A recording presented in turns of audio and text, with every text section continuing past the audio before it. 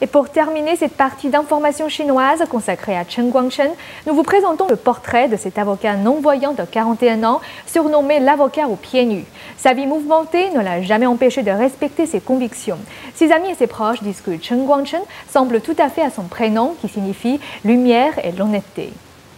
Chen Guangcheng est né en 1971 dans le village de Dongqigu, district de Yinan, dans la ville de Lingyi, province du Shandong. Il a perdu la vue lors d'une fièvre aiguë alors qu'il n'avait même pas 1 an. Mais son handicap n'a jamais restreint son enthousiasme d'étudier et d'apprendre. Depuis son plus jeune âge, il a toujours eu un désir très fort de liberté, de démocratie et d'indépendance. En 1996, une époque où le peuple chinois n'avait pas encore une conscience générale de la défense des droits de l'homme, Chen Guangcheng s'était déjà engagé dans la défense des droits de l'homme. En 2000 et 2003, grâce à l'aide de la Grande-Bretagne et des États-Unis, il a établi des projets de défense des droits de l'homme, puis a été invité aux États-Unis pour visiter des organisations dédiées aux handicapés. Tout cela a renforcé sa conviction. En 2005, Chen Guangcheng s'est impliqué dans le mouvement de contrôle des naissances et les cas d'avortement et de castration forcés.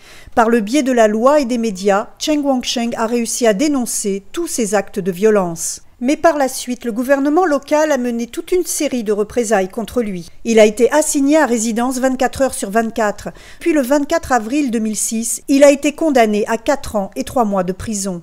Pendant son assignation à résidence et son emprisonnement, Chen Guangcheng a été élu personnalité 2005 par le magazine hongkongais Yachu Chukan.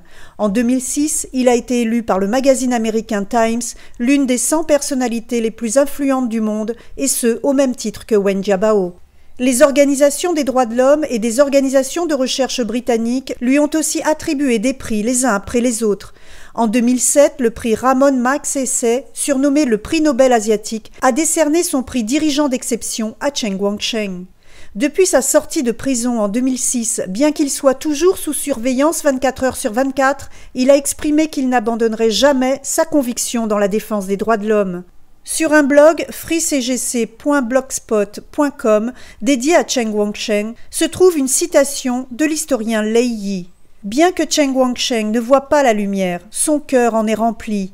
Beaucoup de gens peuvent voir la lumière, mais dans leur cœur, il n'y a que l'obscurité. Nouvelle NTD.